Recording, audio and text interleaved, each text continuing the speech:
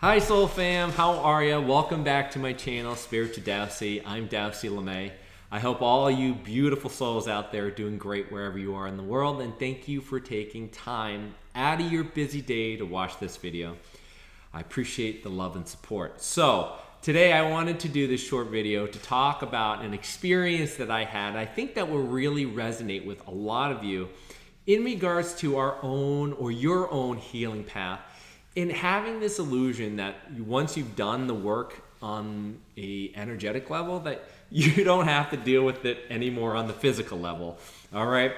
I know for a lot of us, we work on ourselves. We work on ourselves on the mental plane, on the emotional plane. We do things such as shadow work, etc., to unveil and discover the reasons for our patterns and the reasons for who we are and why we are the way we are. All right, and some of us come across this idea that I've done the work. I've worked on myself mentally. I'm aware of these things. I've worked on myself emotionally. I've done the shadow work.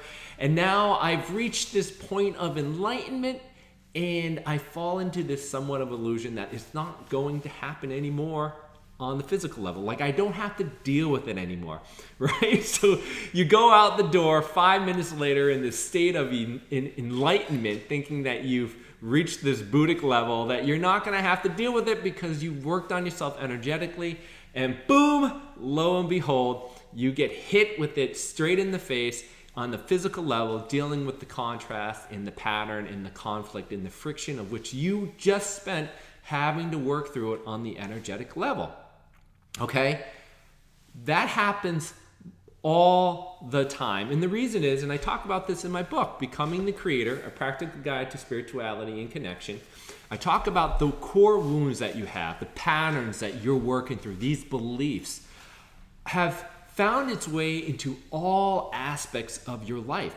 And these wounds, whether it be self-worth, whether it be power struggles, whatever it is, comes in many different shades, many different colors, many different variations, because it's worked into many different areas of your life. So when you feel like you've worked through it in one aspect of your life, you'll find that you are just breaking through that part into another shade, variation, aspect of that wound in another part of your life, and you're confronted with it in the physical as well. It's like a spiral, right? You start with one point, you work through it, you work your way up, and you find yourself, you're in the exact same place within the circle, but as a spiral, you moved up into a different perspective about it. Much like the flower of life, it's just the circles repeating over and over and over, and each circle representing a different aspect of that core wound or pattern playing out in a different aspect of your life. So you will be undoubtedly dealing with this thing on a physical level, even though you've worked on it on a mental, emotional, etheric aspect, energetic level. All right, you will return to these things and you will work through it. And it's the physical, to me, that helps you really close these things out and help you choose to make a different pattern or choose to help you heal what it is that you are holding on to. So let me give you kind of an experience that I had recently in my own personal life that I think will resonate with all of you.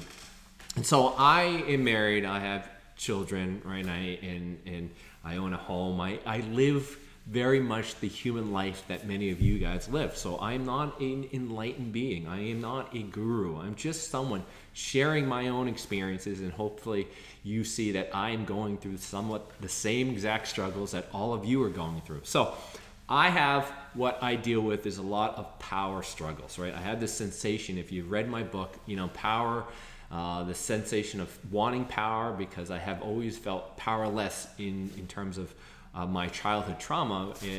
And my wife has always been one of those mirrors for me to deal with. And this culminated in a massive argument around a piece of furniture that I had purchased for our house. It wasn't necessarily that piece of furniture that we had a fight about. That was like the straw that broke the camel's back, because it was a buildup of many different things that I just held on to due to power struggles and feeling more resentful and not feeling appreciated and these kind of things. All right. This also plays out in my parenting with my wife with regards to our children, and the things that we agree on and the things we don't agree on, and some of those things feel like there's a bit of a power struggle, like my words fall on deaf ears, or my words have no gravity, and therefore it just leaves me feeling a little bit more, or adding to the sense of powerlessness, and feeling more like I'm having struggles with it, and feeling more angry and having more resentment, etc. So my coping mechanisms to dealing with these situations when they come to a head is that I don't want to feel them. I don't want to feel these emotions. I don't want to feel powerless. And so I get angry and I say to myself, I'm done. I try to remove and reject the entire experience and remove myself completely from the situation.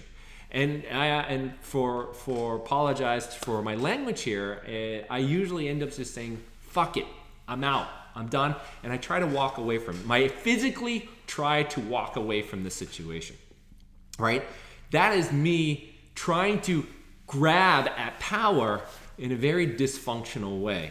But that's part of what I have become aware of. And I have meditated on this power struggle many different ways, on this anger, on many different aspects of my life. And I have worked through it, and I have dealt with it, and I have given myself all this love, and I've done the shadow work and all these different things. And I just thought, like, okay, I've gotten to this point, and I don't necessarily need to deal with it on the physical level. And then what happened? Boom, right? Hits me right in the face with regards to this piece of furniture that I bought, culminating in this massive explosion of a disagreement and argument with my wife. Now, I bring that up because I did the energetics of it, and it's the physical is where I think where the rubber meets the road with terms a lot of our healing, right? The node between where you've done the energy work, the node of that, and where the physical experience comes in, to me is where the true healing and shift occurs, right? The cauldrons of the healing fire that we are met with through the fiction, in the contrast, in the conflict, in the heat of this particular argument, in my case, the argument with my wife, really brought the full awareness of self, the awareness of where this is all coming from, so that I, in the moment, with all that I am, honoring all that I have, without rejecting, without discounting all those aspects to me, was able to make a different choice in that node where energy and matter meet, where my awareness and the physical come together, to make a different choice that shifts the pattern compared to the old pattern that I had always dealt with in the past, which is saying, getting angry, holding on to grudges, holding on to resentment, and wanting to run and say, I'm out, I'm done, and just reject my entire experience, right? It is only through the physical that you actually get to, I would say, practice or execute what you've been doing on the energetic level, right? Energy first, physical after. And so you've done the energetic work. Now you're signaling to yourself, you're signaling to your physical structure, which has been crystalline with this old energetic aspect to you. You are signaling to that, all of it, in that node between the energy and the physical, in the heat, in the friction, in the contrast of that moment of your full awareness through the physical experience that you're having, that I choose a better way of where I am now allowing myself to be vulnerable, feeling more loved, feeling open and full awareness of myself, to make a different choice that leads me in a different direction, right?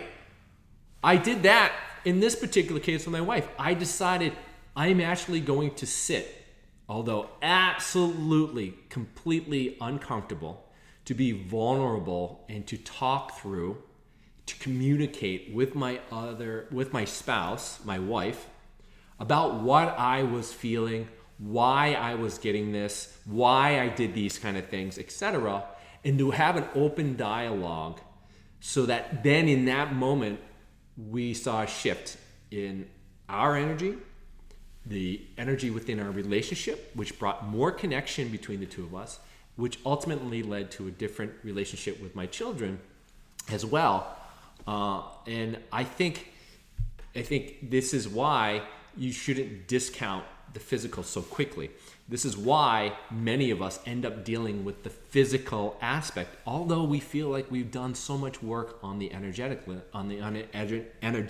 the etheric levels.